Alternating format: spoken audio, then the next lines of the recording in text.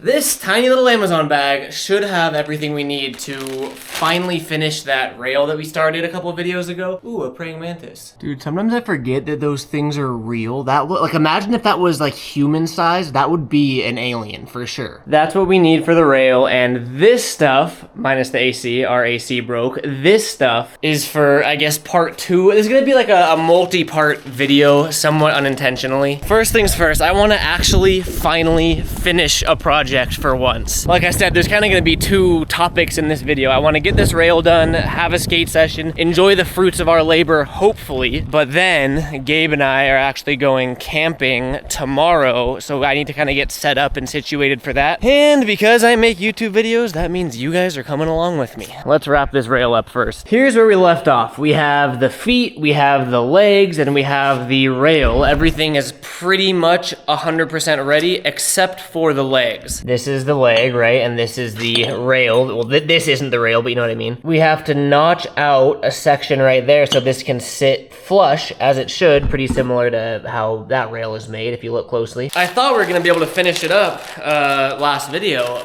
but we were missing these. You really can't see what they are. They're literally just screws or nuts, bolts, whatever they're called. This here contraption is our very cheap Harbor Freight tube notcher that should get the job done. The only thing is it has to be mounted to the actual drill press base or else it just goes.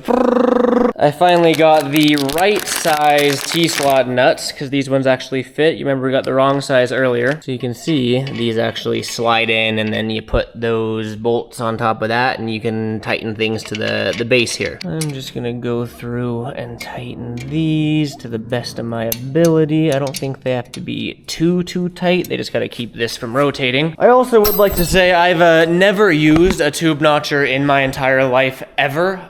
So there's that. Pretty sure you see how this works though. We turn this on and we pull this down and then the whole saw just drills right on through it, right? Like that's all it is, right? This is our test piece. This is our sacrifice piece so we do not mess up the actual pieces that we need. I really just want to make something that works. And I want to finish it. We have a whole bunch of unfinished stuff going on. Also got some lubrication here because I think we're supposed to keep her lubed up. There's a whole lot of I thinks here. And obviously there's a professional way to do things and then there's a way that the weekend hobbyist like myself is gonna do it. Do we just try it? I need to put on my eye condoms.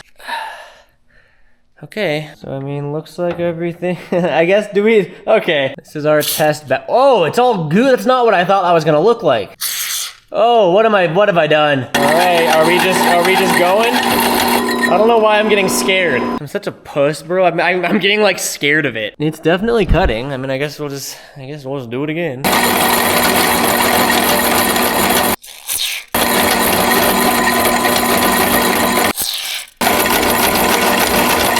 I'm just getting a little concerned because it's smoking and I know that this stuff is super flammable. I always have fire extinguishers nearby just in case. I don't love that. It looks like it's working though. I'm realizing that I don't know how much pressure to apply. So I'm going pretty light on it and just kind of letting the blade fall down. I don't know if I'm supposed to be going harder. Like I know with the chop saw, you're supposed to go lightly. Wild. With metal, I've learned that things just happen slowly, and I'm fine with that. Add a little bit more gooby looby to her, and I guess we can resume. Yo, look, we're all the way through. Oh, we did it. Okay, hold on. Wow, I love when things work. Part of the reason that I got this specific drill press is because you can change the like gear ratio. So I have it on the lowest RPM right now, which is 220. Depending on how you adjust these belts, you can either have it go really fast or really slow. And I know that you want like between 100 and 300 RPM for tube notching. So we're at 220. And I mean, dude, it looks like it worked. Is this gonna be really hot? Oh, not really, actually, not at all. Let's take it out and do a little look. I mean, bro, that looks like it accomplished its job flawlessly, actually. Moment of truth, see how they They fit together. Whoa! It works! A tool did what it was supposed to do? Look at that, dude. It sits how it's supposed to. I love when things work. Wow. Okay, that's cool. Let's finish this rail up once and for all now. This is our actual piece. This is our piece that I can't mess up. I marked a little under halfway on the hole saw. Originally, I thought it was supposed to be right in the center, but some people told me that that's too much. So we're a little under halfway, and I guess as long as I line up that with the end of it for both of them, I'm not gonna run into any problems. I shouldn't say that. Yeah, all right, I think it's go time. Let me squirt in some of that good in there. All right. Oh, there we go. We are free. I bet you that's hot. Wow, dude, I don't know why I'm so blown away that like a tool is working as it should, but I mean, dude, there's like $500 tube notchers. I wanna say this was like 35 bucks from Harbor Freight, or like, you know, it's very, very cheap in the grand scheme of things. I'm sure you're not getting like roll cage quality notches, but I mean, it looks pretty fine to me, bro. You can set it on, I mean, dude, it looks pretty perfect to me. Wow. Okay, we have one more.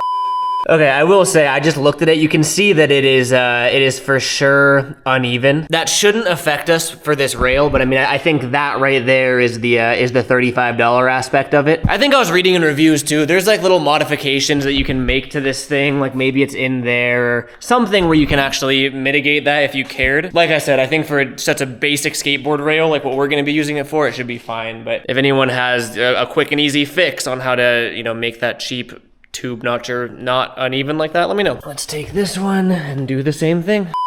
I quickly realized something, that lining it up with that mark isn't gonna work every time, because every time I turn it on and off, that mark's in a different place. You can see I marked the tube there, just measured it where this was, so that should be a way to make it even. And everybody's favorite part, we get her all lubed and ready. All right, let's get started.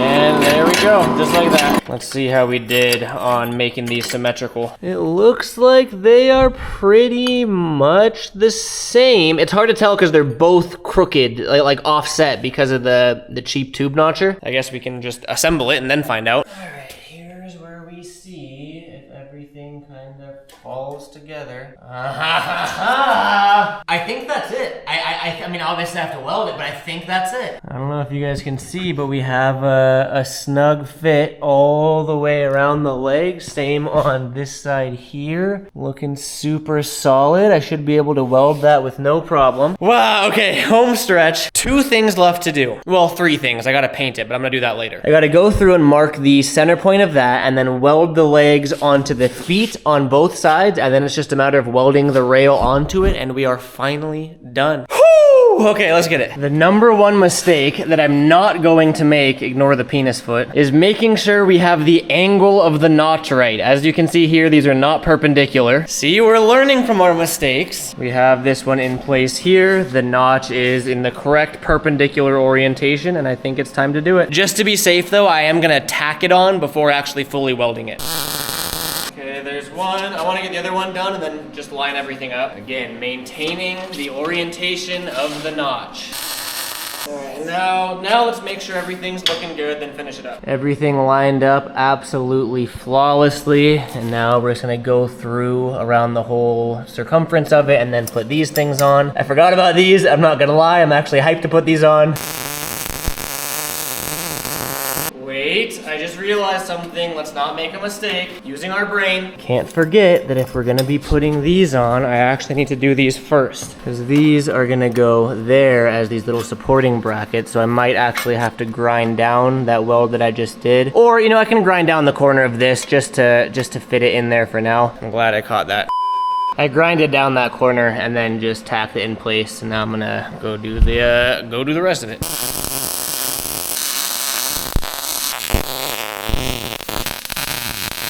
All right, right, so a couple things were learned just now. I overwelded, and I mean, this is all practice for me, and I had a feeling that I was gonna do what I did. I noticed it about halfway through, but I was kind of in too deep, so I figured I could just use the practice. You can see on these brackets he really only welded them there. He didn't even tack them to the foot there because it's just unnecessary. This is also a thicker piece, but we established that last time. I went too ham with all the welding, and you can see, I mean, I welded everything. And again, like I was just trying to get some practice in, but I heated up this bottom plate, which is thinner. I heated it up so much that we got some pretty gnarly warpage there. That being said, I'm trying to like rock it back and forth, and we have like a little bit of movement, which I'm kind of bummed on, but there's no way it's worse than the first rail. So you can see the same thing here. It's kind of, it bowed because it warped so much, but I think that we'll be okay. Appearance wise, it's definitely not the prettiest, but I mean, that at least is like a welding mistake. That can be super easily mitigated if we used a thicker foot, like what we should have done in the first place. I was just trying to use whatever metal I had left over. So that's good to know for future. Looks like it's gonna take one more revision until we get the perfect rail, but let's get this finished up. All right, I think that's a wrap. At least this one looks a lot more like a rail. It is definitely not perfect, and I'll point out the imperfections once we set her down. But I think this will work. So here it is, and I mean the biggest imperfections for sure are just those feet that I was talking about. How the whole thing warped because I welded too much. I'm just too professional of a welder. No, I'm just kidding. So we definitely have a little bit of wibble wobble, as you can see there, a little bit of movement. We're also still pretty slippy and slidey, and I mean, even on that rail, I put foam feet on the bottom of it for that exact reason. I'm sure adding any sort of like grip to the bottom would help that, but I kind of want to try skating it without and just seeing what happens. Aside from that, I mean, I do think I'm slowly getting better at welding. I think this one looks a lot more aesthetically pleasing. It's still like a child only a mother could love, for sure. I'm not denying that, but we're getting there. All right, I will say that even like rolling up to this one, I'm less intimidated than version 1. Oh yeah, like this one might work. The first one just went shoom the second we hit it. Yeah, it feels pretty solid. Okay, it definitely needs wax. I think I actually have wax for once. And would you look at that? We actually have wax. The rail is still kind of hot, so all of the wax is just melting onto it. I don't really want to over wax it. I just want it to be kind of skateable. Oh, that's slippery. Yeah. This is good. This is more tricks than we did on version 1. I want to try 50-50, but the thing about 50-50s is there's a lot of like sideways pressure. So like, I don't want that to happen. I was pushing pretty hard then. Maybe I'll do one going this way first so we avoid the kink. Solid. Oh, this is good. Oh yeah.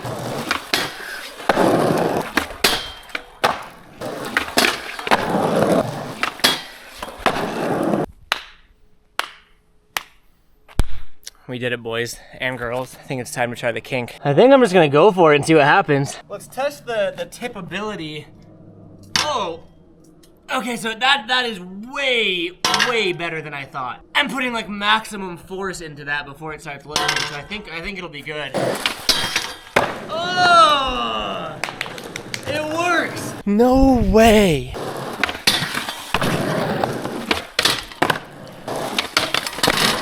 We got a little bit of tip up action on that board slide. Still works though.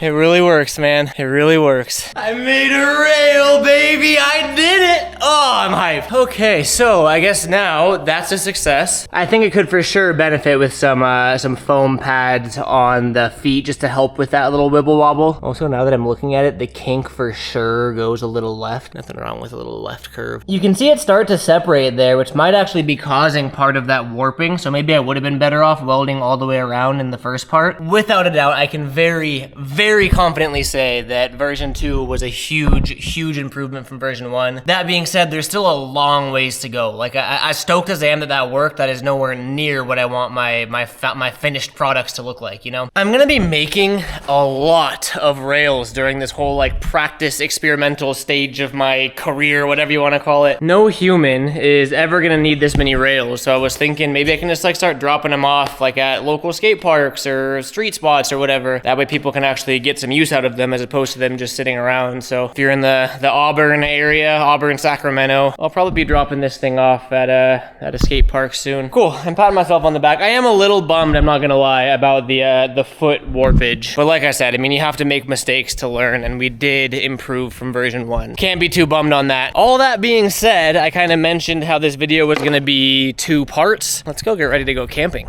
In case you can't tell, I got my new windshield mount that I accidentally sold with the Tesla. I had to order a new one off Amazon. God damn! Look how big it looks in here. That's that full-size truck space. Welcome. Why'd you spin when you got in?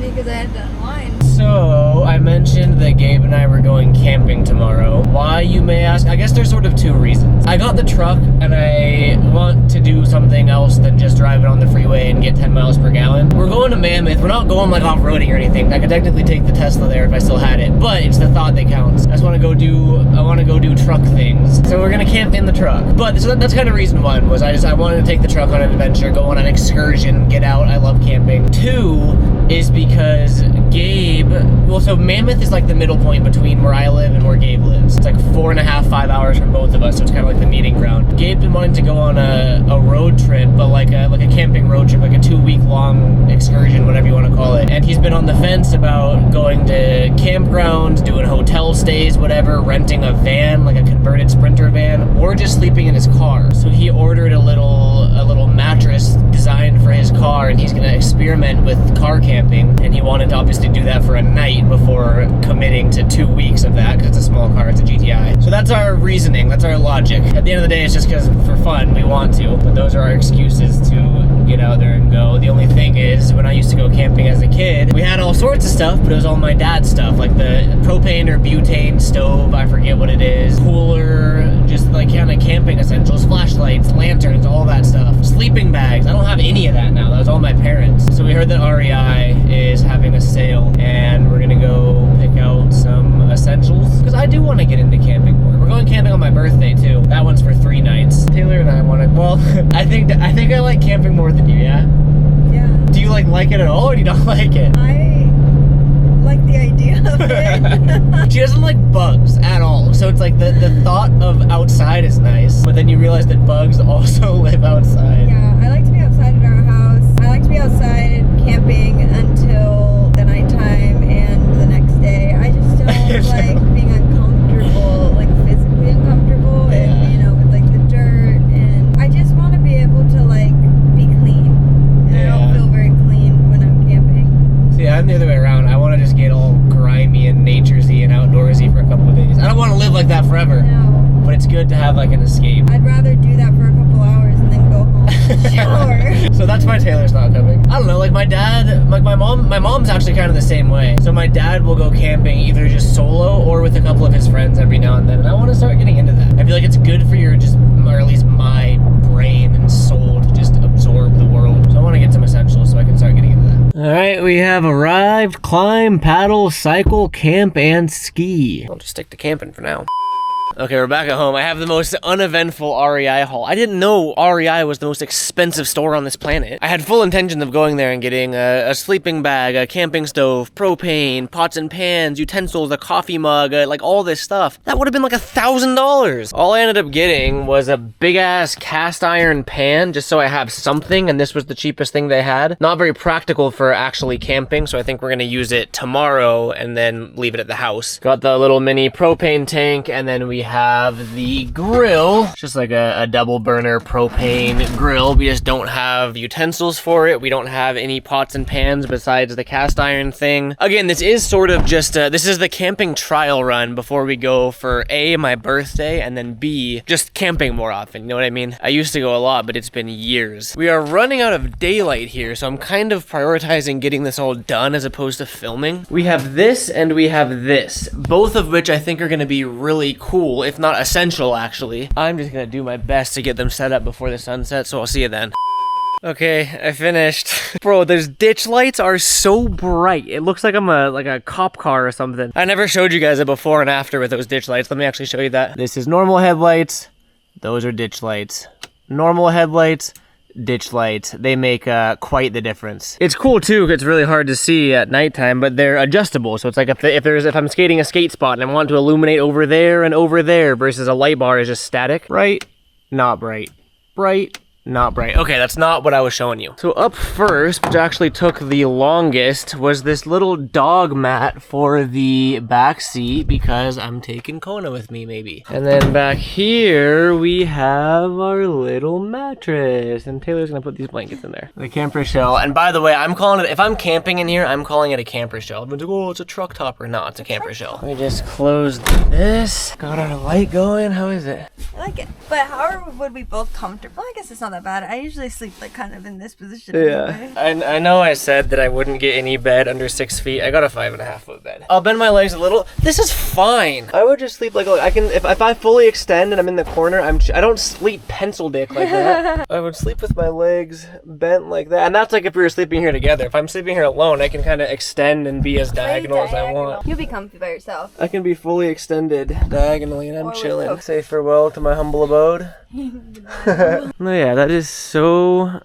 chill. I'm very content with that. We got the big old dog area, got that crew max room for Kona, and then we close that up, and then we have this back here for me. Dude, this is gonna be sick. Let's outro my video in here. I just wanted to make sure everything worked. I mean, cause dude, we're going. It's like have you seen the memes of like the security guards that buy like thousands of dollars of like armor and like tactical gear when they're never gonna use it? I feel like that kind of right now, like imposter syndrome for sure. We're gonna be on for a day, like one night. We're actually on for one night. I could sleep in the dirt without a tent and I'd be fine. It is more of just like A, the fun of it, and then B, like setting myself up, because I want to do this, well, hopefully, if all goes well, I want to do stuff like this more often, and start going to more remote locations, and start actually enjoying it, maybe going solo, or with Kona, stuff like that. So this is more just kind of entry level, my truck bed, and I think it'll be fun. That being said, we're leaving at like 5 in the morning tomorrow, so I'm already gonna get like 5 hours of sleep. I gotta get this video edited. All over the place, super disorganized. I was kind of scrambling to get everything done today, but tomorrow's gonna be super sick. I'm taking you guys along for the journey. Yeah, thank you guys for watching, and I'll see you next video.